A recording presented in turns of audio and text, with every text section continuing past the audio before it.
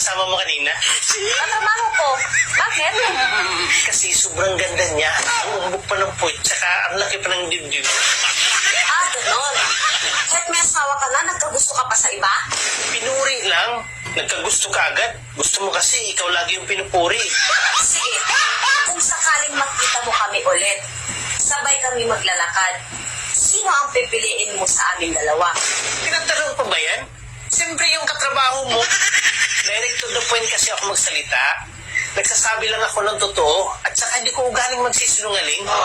Sigurado ka ba na hindi mo ugali ang magsisinungaling at magsasabi ka ng totoo?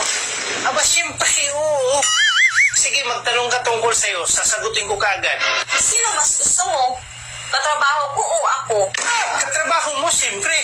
Sino mas sexy sa amin? Yung katrabaho mo. Sino mas maganda sa amin? Ano ka ba naman? Katrabaho mo. So, palit ako, ganon. Medyo. Malaki ba yun sa'yo o maliit? Yung mama mo pala, pumunta dito kanina. Oh, huwag mo ibahan ng usapan. Hindi ko naman iniba. Pumunta naman talaga dito yung mama mo kanina. Akala ko ba direct to the point ka at nagsasabi ka ng totoo? Talaga naman. Sinasabi ko naman talaga ang totoo.